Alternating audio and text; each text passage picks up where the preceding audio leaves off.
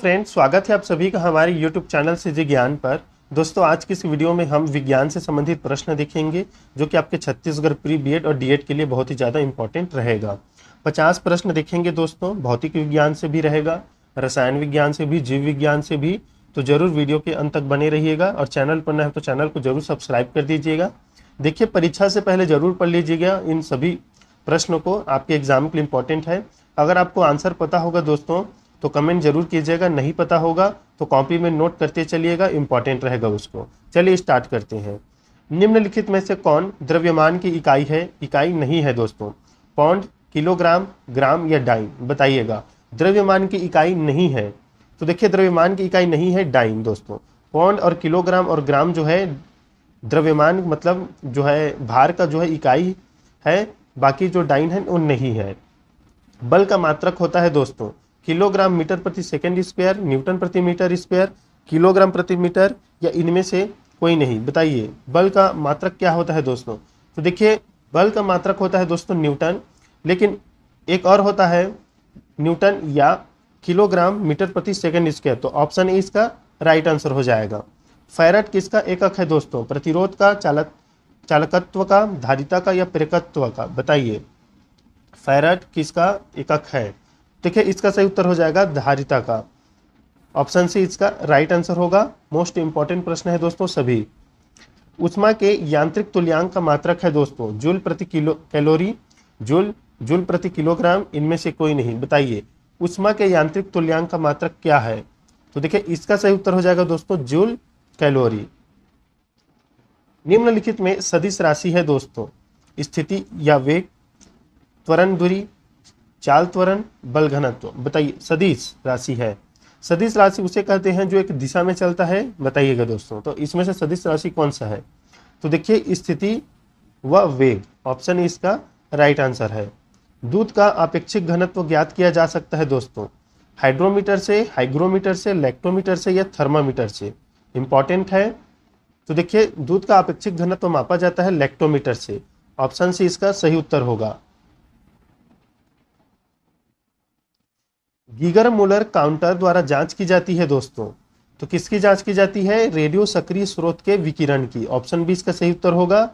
एक समान वेग से चल रही गाड़ी में से एक व्यक्ति प्लेटफॉर्म पर एक गेंद गिराता है। प्लेटफॉर्म पर खड़े एक प्रेक्षक द्वारा देखी जाने वाली गेंद का पथ कैसा होगा दोस्तों? बताइए गेंद का पथ कैसा होगा? तो यह होगा परवलय। ऑप्शन सी इसका राइट आंसर होगा। देख लीजिएगा प्रश्न, अच्छे से पढ़ लीजिएगा दोस्तों। हम थोड़ा सा वीडियो को फास्ट करते हैं ताकि आप 50 प्रश्न जल्दी से पढ़ सकें। जब किसी वस्तु की गति त्वरित होती है तो क्या होता है दोस्तों? तो देखिए, जब किसी वस्तु की गति त्वरित होती है तो उस पर सदैव कोई बल कार्य करता है, याद रखिएगा। न्यूटन का प्रथम गति का नियम संकल्पना देता है दोस्तों ऊर्जा की, कार्य की, संवेग की या जड़त्व की। बताइए न्यूटन का प्रथम नियम को हम किस नियम से जानते हैं? एक और नाम से जाना जाता है, तो वह है दोस्तों जड़त्व का नियम। याद रखिए, मोस्ट इंपॉर्टेंट प्रश्न है। अगला प्रश्न देखिए, बॉल को लपकते समय एक क्रिकेट खिलाड़ी निम्नलिखित में से किसको कम करने के लिए अपना हाथ नीचे कर लेता है दोस्तों? बल को, संवेग को, आवेग को या कैच करने का समय को? बताइए। जब एक बॉल को पकड़ता है कोई भी खिलाड़ी तो अपने हाथ पीछे करता है बॉल को पकड़ने के बाद। ऐसा वो क्यों करता है और इस पर कौन सा बल कार्य करता है या इस पर क्या चीज कार्य करता है, आपको बताना है। तो देखिए, इस पर करता है आवेग। ऑप्शन सी राइट आंसर होगा। रॉकेट किस सिद्धांत पर कार्य करता है दोस्तों? मोस्ट इंपॉर्टेंट है। न्यूटन के तृतीय नियम, प्रथम, द्वितीय या आर्किमिडीज के सिद्धांत? बताइए। तो देखिए, रॉकेट किस सिद्धांत पर कार्य करता है? तो इसका सही उत्तर है न्यूटन के तृतीय नियम, क्रिया का प्रतिक्रिया नियम दोस्तों। अगर कोई रॉकेट आगे जा रहा है तो वो पीछे की ओर बल इसका कार्य करता है दोस्तों, याद रखिएगा, तभी वो आगे जाता है। तो क्रिया का प्रतिक्रिया नियम याद रखिएगा, एक धक्का लगाता है और आगे बढ़ता है। 13वां नंबर प्रश्न देखिए दोस्तों, मोस्ट इंपॉर्टेंट। गोली छोड़ने के बाद राइफल पीछे की ओर प्रतिक्षेपित होती है, इसका कारण है दोस्तों।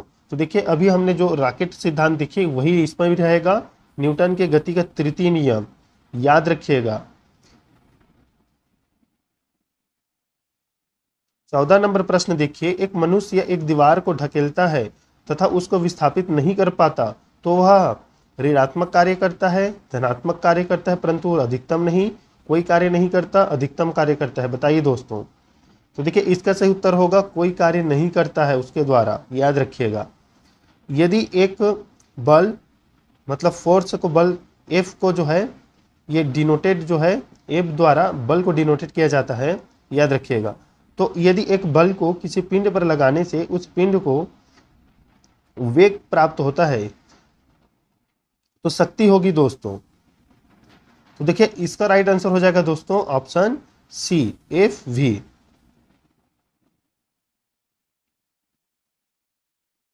एक मशीन 500 जूल कार्य 10 सेकंड में करती है तो मशीन की शक्ति होगी दोस्तों। तो देखिए इसकी शक्ति होगी 50 वाट।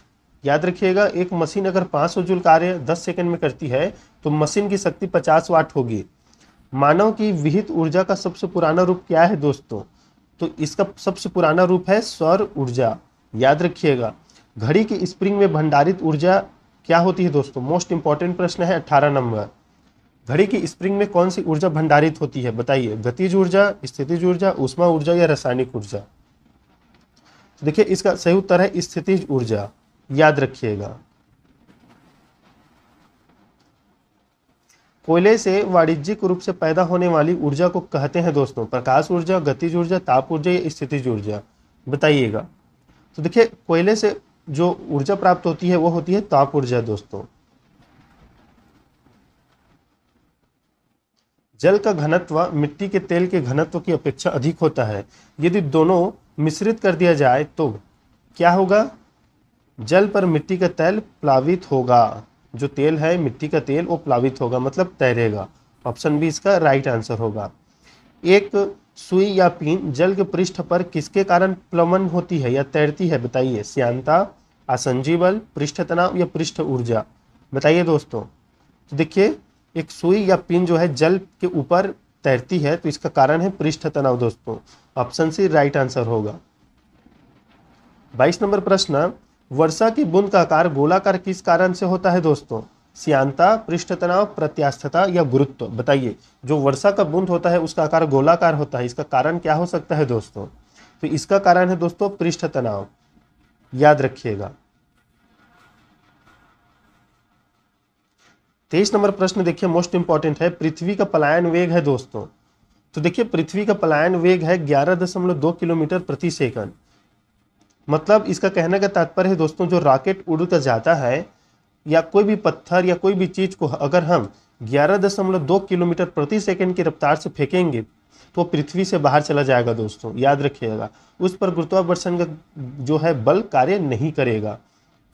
जो रॉकेट है दोस्तों वो इसी रफ्तार से आगे बढ़ता है और पृथ्वी से बाहर जाता है। याद रखिए।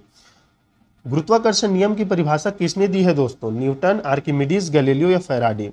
इसका आंसर आप कमेंट कीजिए दोस्तों। 24 नंबर प्रश्न का आंसर आप कमेंट कीजिए। बहुत ही इंपॉर्टेंट है और आसान सा प्रश्न है। 25 नंबर प्रश्न देखिए। किसी उपग्रह में किसी अंतरिक्ष यात्री द्वारा गिराई गई चम्मच फर्श पर गिर जाएगी, अचल रहेगी, उपग्रह की गति का अनुसरण करती रहेगी या स्पर्श रेखीय दिशा में चली जाएगी? बताइए। किसी उपग्रह में किसी अंतरिक्ष यात्री द्वारा गिराई गई चम्मच कैसा रहेगा या उस पर क्या प्रभाव पड़ेगा? तो देखिए सी, उपग्रह की क्षति का अनुसरण करती रहेगी दोस्तों। सॉरी, उपग्रह की गति का अनुसरण करती रहेगी। डेसिबल क्या है दोस्तों? एक संगीत वाद्य, स्वर की तरंगदैर्घ्य, संगीत का एक स्वर या ध्वनि स्तर की एक माप? बताइए डेसिबल क्या है? मोस्ट इंपॉर्टेंट प्रश्न है 26 नंबर। डेसिबल क्या है दोस्तों? तो देखिए डेसिबल है दोस्तों ध्वनि स्तर की माप। जो है हम ध्वनि को डेसिबल से मापते हैं। बताइए दोस्तों कमेंट में मनुष्य के लिए कितना डेसिबल जो ध्वनि है वो अच्छा माना गया है। ध्वनि का तारतम्य किस पर निर्भर करता है दोस्तों? मोस्ट इंपॉर्टेंट है। आवृत्ति पर, तीव्रता पर, वेग पर या आयाम पर? बताइएगा। ध्वनि का तारतम्य किस पर निर्भर करता है? तो निर्भर करता है दोस्तों आवृत्ति पर। याद रखिएगा। 20 हर्ट्ज से 20,000 हर्ट्ज की आवृत्ति वाली ध्वनि को क्या कहते हैं दोस्तों? तो देखिए इसे कहा जाता है दोस्तों श्रव्य ध्वनि। श्रव्य ध्वनि ऑप्शन ए इसका राइट आंसर होगा। बताइए दोनों दोस्तों, प्राश्रव्य ध्वनि को कौन सुन सकता है या प्राश्रव्य ध्वनि को की जो हट से है वो कितना होता है? ऑप्शन बी बताइएगा, इसका क्या रहेगा? वायु में ध्वनि का वेग किस पर निर्भर करता है दोस्तों? वायु में ध्वनि का वेग वायु के घनत्व पर, ताप पर, दबाव पर या आर्द्रता पर? बताइए। तो देखिए इसका सही उत्तर हो जाएगा वायु के दबाव पर निर्भर करता है ध्वनि का वेग। परस्रव्य तरंग की आवृत्ति होती है दोस्तों विशिष्ट रूप से, बताइएगा। तो देखिए ये होती है 20 जो है हर्ट्ज से ऊपर, 20,000 हर्ट्ज से ऊपर, याद रखिएगा। ऑप्शन इसका राइट आंसर हो जाएगा। सरल लोलक का अधिकतम आवर्तकाल होता है दोस्तों 60 मिनट, 30 मिनट, 20.2 मिनट या 84.6 मिनट? बताइएगा। मोस्ट इंपॉर्टेंट प्रश्न है, सरल लोलक का अधिकतम आवर्तकाल होता है। तो देखिए ये होता है दोस्तों option D 84.6 minute.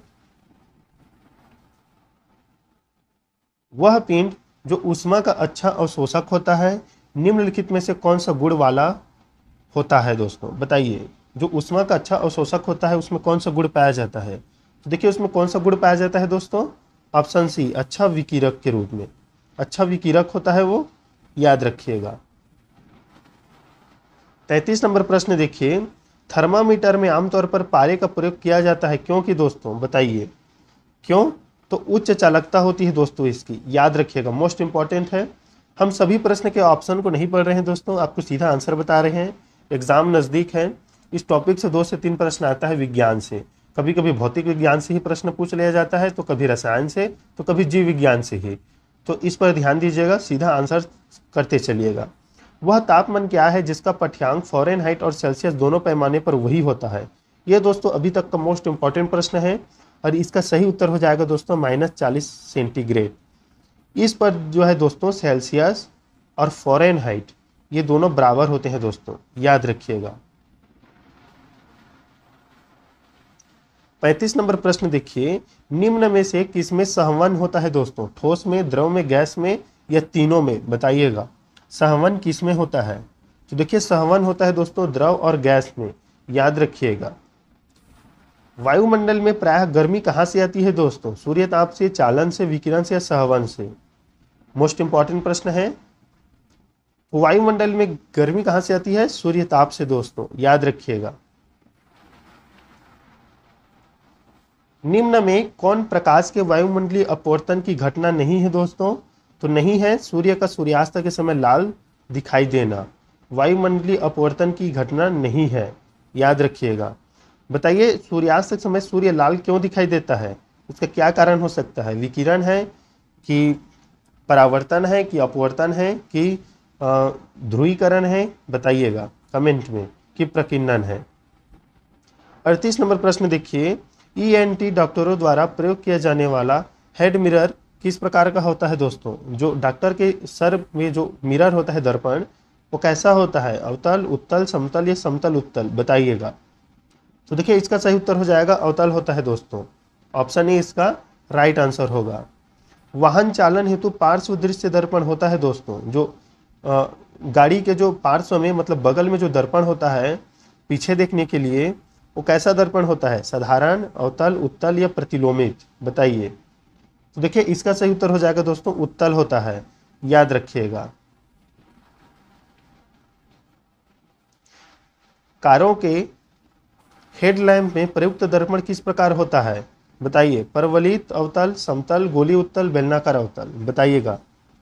Most important है। तो देखिए यह होता है परवलित अवतल दोस्तों। जो गाड़ी के सामने में जो होता है लाइट के लिए, वो दर्पण कैसा होता है? तो परवलित अवतल होता है दोस्तों। देखिए ये जो है उत्तल दर्पण है और ये अवतल है दोस्तों, याद रखिएगा। आकाश में नीला रंग प्रकट होने के साथ संबंधित प्रकाश की परिघटना है दोस्तों, व्यतिकरण, परावर्तन, अपवर्तन या प्रकीर्णन।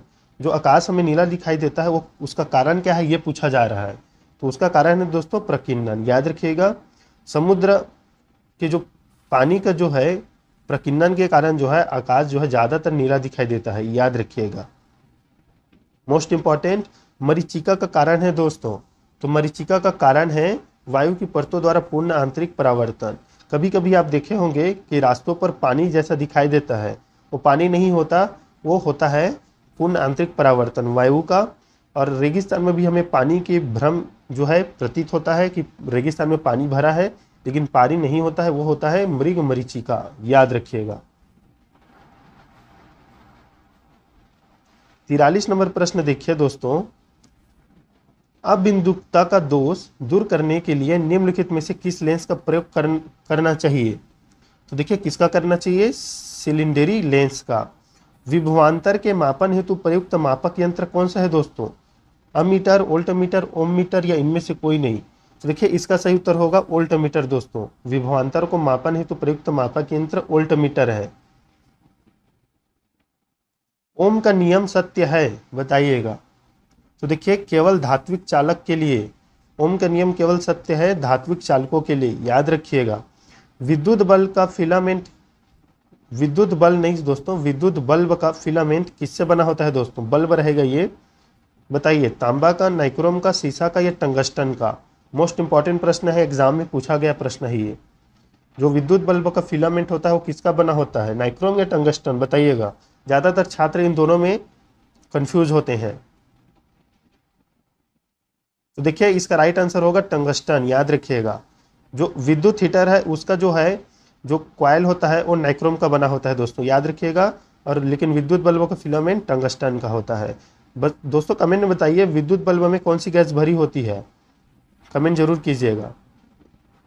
घरेलू विद्युत उपकरणों में प्रयुक्त सुरक्षा फ्यूज तार उस धातु से बनी होती है जिसका प्रतिरोध कम हो, गलनांक कम हो, विशिष्ट घनत्व हो, चालकता कम हो। बताइए जो सुरक्षा फ्यूज होता है सभी के घरों पर होगा, वो किसका, उसका गुण क्या होता है दोस्तों? वो धातु से बनी होती है, उसका गुण कैसा रहता है? तो देखिए उसका गलनांक कम होता है दोस्तों, याद रखिएगा। गलनांक कम मतलब अगर ज़्यादा विद्युत प्रवाहित होने लगता है तो तुरंत गल जाता है दोस्तों, टूट जाता है और कनेक्शन को ख़त्म कर देता है। ट्रांसफार्मर के क्रोट के लिए सर्वोत्तम द्रव्य क्या है दोस्तों?